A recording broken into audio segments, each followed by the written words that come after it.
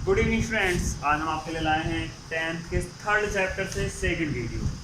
ठीक है, जैसा कि कल हमने आपको पढ़ाया भी था और बताया भी है कि जो हमारे पास चैप्टर का नेम था वो था इलेक्ट्रिक, और हमने बात की थी चार्ज की, इलेक्ट्रिक करंट की, उसकी यूनिट की एम्पियर की। ठीक है, तो आज हम बात करने वाले हैं उसी तरह से इलेक्ट्रिक पोटेंशियल की और ओम्स लॉ की। ओम्स लॉ देखिए काफ़ी ज़्यादा इंपॉर्टेंट टॉपिक है इस चैप्टर से, बहुत ज़्यादा। और जो इलेक्ट्रिक पोटेंशियल है इसके यूनिट की भी जो डेफिनेशन होती है वो पूछी जाती है आपसे। तो देखिए बात करते हैं, स्टार्ट करते हैं इलेक्ट्रिक पोटेंशियल से। ठीक है, तो देखिए होता क्या है, खैर डेफिनेशन तो आपको पढ़ने के लिए लिखी है, मैं आपको बता दूं क्या होता है। तो देखिए एक ऐसा समझ के चलिए, ये एक पॉइंट है, इसको हमने रिप्रेजेंट किया एक्स से। ठीक है, यहाँ से कुछ दूरी, कुछ क्या आप ऐसा समझ के लिए, ये जो पॉइंट है दूसरा वाला, इसकी जो दूरी है, ये दूरी है वाई, वो सॉरी पॉइंट है वाई, और दूरी है इसकी इन्फिनिटी। यानी ये वाई जो पॉइंट है वो एक्स से अनंत दूरी पर स्थित है। ठीक है, तो अगर मैं इस वाई से एक कूलाम आवेश को एक्स बिंदु तक लाता हूँ तो मुझे कोई ना कोई कार्य करना पड़ेगा, यानी कुछ ना कुछ कार्य करना पड़ेगा। और यही कार्य क्या कहलाता है, इस पॉइंट पर विभव कहलाता है। क्या कहलाता है? विभव कहलाता है। ठीक है, क्लियर। यानी अगर हम एक कूलाम आवेश को अनंत से किसी बिंदु तक लाते हैं तो वही कार्य क्या होता है उस बिंदु के लिए, क्या कहलाता है? विभव कहलाता है। क्लियर।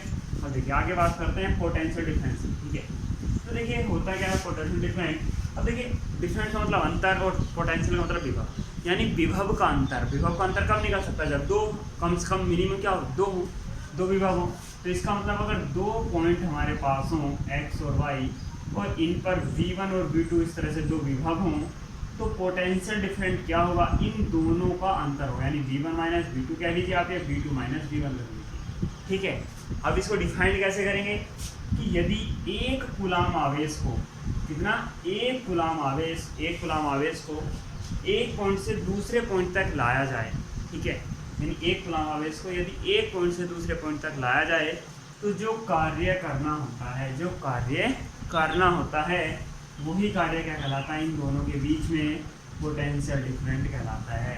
क्या कहलाता है? पोटेंशियल डिफरेंट कहलाता है। ठीक है, देखिए इसका मात्रक वगैरह क्या होते हैं वो चीज़ हम नीचे बात करते हैं। देखिए तो V बराबर होता है W/Q, क्योंकि एक कूलाम आवेश को लाए हैं, जितना कार्य करना पड़ा वही क्या कहलाया?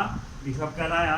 तो इसका मतलब अब देखिए कार्य का मात्रक हमने पहले पढ़ा होगा, जूल होता है, आवेश का मात्रक कूलाम होता है, तो जूल पर कूलाम भी इसका मात्रक होता है, या इसी को बोला जाता है वोल्ट। वोल्ट इसलिए बोला जाता है क्योंकि वैज्ञानिक थे अलेक्जेंड्रो वोल्टा, उन्हीं के नाम पे इसका नाम दिया गया है वोल्ट।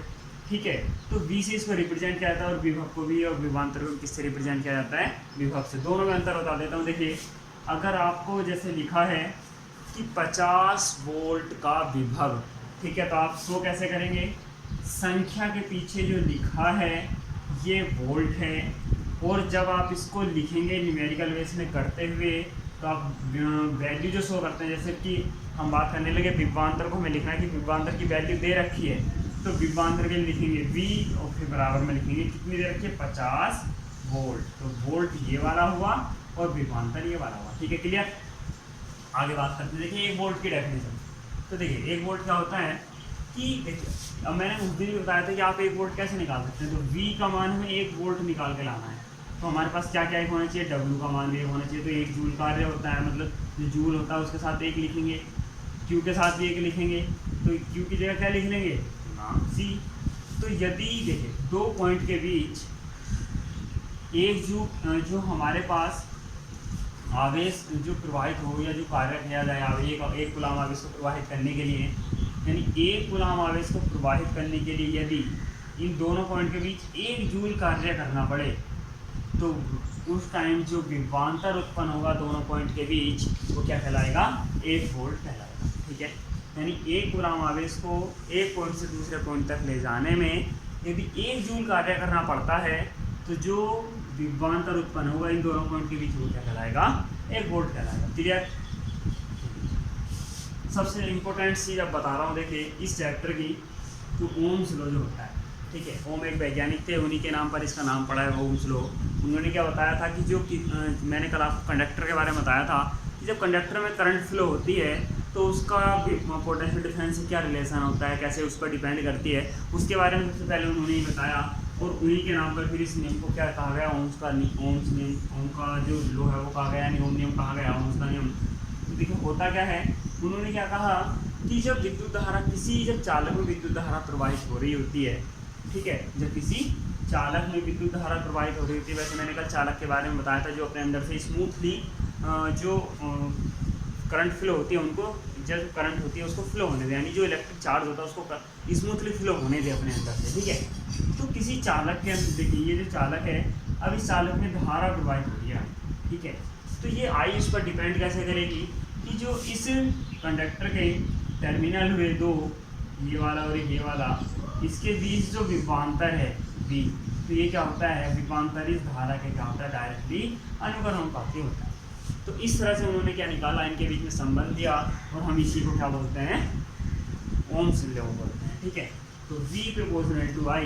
अब देखिए जब मैंने पहले बताया था, जब ये वाला साइन आता है तो इसके साथ एक कांस्टेंट ऑटोमेटिकली आ जाता है। तो जो कांस्टेंट आया वो आया R, यानी R क्या है, कांस्टेंट है, लेकिन इसी को क्या बोलते हैं, जो कंडक्टर वगैरह होते हैं, जो चालक होता है उसका क्या बोलते हैं, रेजिस्टेंस बोलते हैं, क्या बोलते हैं, प्रतिरोध बोलते हैं, क्या बोलते हैं, प्रतिरोध यानी रेजिस्टेंस, ठीक है, क्लियर। अब देखिए तो जो अब हमारे पास रेजिस्टेंस से मतलब क्या हो रही है, क्लियर। तो रेजिस्टेंस से मतलब क्या होता है कि विद्युत धारा के मार्ग में रुकावट करने का गुण होता है। जो चालक होते हैं उस चालक के अंदर एक ऐसा गुण होता है जो विद्युत धारा को अपने अंदर से जाने से रोकता है, यानी उसके मार्ग में रुकावट उत्पन्न करता है। उसी को हम क्या बोलते हैं, विद्युत प्रतिरोध बोलते हैं, विद्युत का, ठीक है, या चालक का प्रतिरोध बोलते हैं। अब देखिए, अब इसका जैसे देखिए हर चीज़ के हमने अभी आपको मात्रक वगैरह बताएं, तो वैसे इसका भी मात्रक होता है। तो हम क्या कर लेते हैं, यहाँ से R की वैल्यू निकालें, तो R बराबर कितना जाएगा, V/I। तो देखिए V का मात्रक हमने आपको बताया वोल्ट, धारा का मात्रक हमने I का मात्रक कल बताया था आपको एम्पियर, तो V/A, तो V/A मतलब वोल्ट पर एम्पियर, ठीक है। और इसी को ग्रीक भाषा में अगर लिखा जाए तो ओम लिखा जाता है, और ओम का सिंबल होता है रिप्रेजेंट करने का, जो बना हुआ आपके सामने, ठीक है। तो ये होता है ओम का साइन, और ओम यहाँ इसको बोलते भी हैं, इनके वैज्ञानिक के नाम पे लिखा हुआ है। तो वोल्ट पर एम्पियर भी क्या होता है, ओम्स होता है, ठीक है। अब देखिए बात करते हैं एक ओम की परिभाषा। तो एक ओम की परिभाषा कैसे बनाएंगे आप, कि V/I लिखा हुआ है, तो इसका मतलब कब, जब इसका मान भी R = लिखा हुआ है V/I, तो इसका मतलब 1 ओम, इसका मात्रक हुआ 1 वोल्ट और 1 एम्पियर। यानी अगर चालक के सिरों के बीच 1 वोल्ट का विभवांतर हो, प्रवाहित होने वाली धारा कितनी हो, 1 एम्पियर हो, तो उस चालक का रेजिस्टेंस कितना होगा, 1 ओम का होगा, ठीक है। यानी यदि किसी चालक के सिरों के बीच उत्पन्न विभवांतर 1 वोल्ट और प्रवाहित धारा 1 एम्पियर हो, तो उस चालक का जो प्रतिरोध होता है वो कितना होता है, 1 ओम होता है। सबसे इम्पोर्टेंट चीज़ आप देखिए, फैक्टर फैक्टिंग का रेजिस्टेंस, यानी प्रतिरोध को प्रभावित करने वाले कारक, प्रतिरोध को प्रभावित करने वाले कारक से मतलब कंपोनेंट समझ लीजिए आप, घटक एक तरह के। तो देखिए मेनली 4 चीज़ें होती हैं, ठीक है। फर्स्ट जो चालक होता है, जिस चीज़ में धारा प्रवाहित हो रही होती है, ठीक है, तो उस चालक तार की लंबाई। सेकंड जो क्रॉस सेक्शन एरिया होगा उस वायर का, उससे रिलेटेड, ठीक, यानी उसके क्या होता है, इन्वर्सली प्रोपोर्शनल होता है, और लंबाई की क्या होता है, डायरेक्टली प्रोपोर्शनल होता है। इसका मतलब अगर लंबाई बढ़ाएंगे वायर की हम या कंडक्टर की, तो रेजिस्टेंस बढ़ता चला जाएगा, क्रॉस सेक्शन एरिया बढ़ाएंगे तो रेजिस्टेंस घटता चला जाएगा। इन्वर्सली प्रोपोर्शनल का मतलब ये होता है। थर्ड है नेचर ऑफ मैटर, यानी पदार्थ की प्रकृति पर निर्भर करता है। पदार्थ की प्रकृति यानी देखिए अलग अलग पदार्थ, जैसे अगर हम सेम लंबाई और सेम अनुप्रस्थ काट के अलग अलग मैटर के तार लेते हैं, यानी एक चांदी का ले लीजिए, एक कॉपर का ले लीजिए, कोई लोहे का ले लीजिए, इस तरीके से एल्यूमिनियम का ले लीजिए, तो सबके जो प्रतिरोध होंगे वो अलग अलग होते हैं, यानी क्योंकि सबकी बनावट या स्ट्रक्चर या उनके जो आप कह सकते हो स्ट्रक्चर से और उनके जो गुणधर्म होते हैं तो वे अलग अलग होते हैं। इस वजह से उसके मैटर पर भी डिपेंड करता है, या नेचर पर। अब देखिए मेन चीज़ होती है, क्योंकि ये आपके अभी उसमें नहीं है सिलेबस में, टेम्परेचर पर कैसे इफेक्ट होता है रेजिस्टेंस का। तो जो रेजिस्टेंस होता है वो टेम्परेचर पर इफेक्ट डालता है। तो देखिए R टेम्परेचर पर इफेक्ट डालता है। टेम्परेचर पर इफेक्ट कैसे डालता है, यदि टेम्परेचर बढ़ेगा तो रेजिस्टेंस भी बढ़ेगा, और टेम्परेचर घटेगा तो रेजिस्टेंस भी घटेगा, ठीक है। अब देखिए चलिए आपको इसमें एक इंटरेस्टेड बात बताऊँगा, लेकिन बाद में। फिर उसके बाद देखिए बात करते हैं ये जो दो नियम हैं हमारे पास, आर प्रोपोर्शनल टू एल और R proportional to 1/a, inversely proportional to a 1/a, तो देखिए इन दोनों को कंबाइन किया जाए तो L/a आएगा, आर प्रोपोर्शनल टू L/a। यहाँ मैंने अभी बोला जब इस साइन को हटाया जाता है क्या आता है, एक कॉन्स्टेंट आता है और इसको बोलते हैं हम रो, क्या बोलते हैं रो, ठीक है।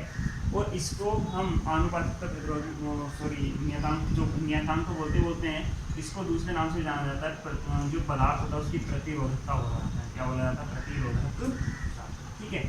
तो देखिए ये आपका एक फॉर्मूला है और इसके ऊपर जो या तो न्यूमेरिकल आता है या एक तो क्वेश्चन कोई ना कोई इसी वे से पूछा जरूर जाता है बोर्ड में, तो आप ध्यान रखिएगा ये जो ओम से रिलेटेड मैंने आज बताया आपको, ये बिल्कुल 100% इससे कोई ना कोई क्वेश्चन जरूर आता है बोर्ड में, ये निश्चित है, ठीक है। तो ये आपका क्लियर हो जाए तो ठीक है, और वरना आप कमेंट्स में लिख के भेजिएगा, दोबारा इसको रिपीट करेंगे।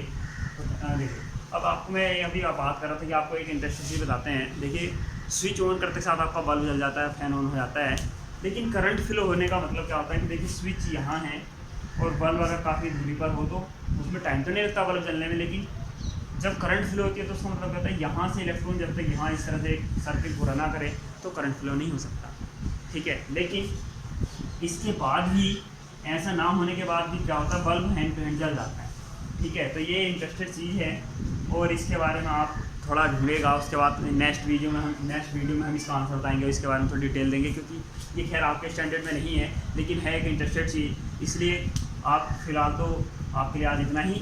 थैंक यू फॉर वॉचिंग, और लाइक और सब्सक्राइब के साथ शेयर करना ना भूलें। Thank you for watching.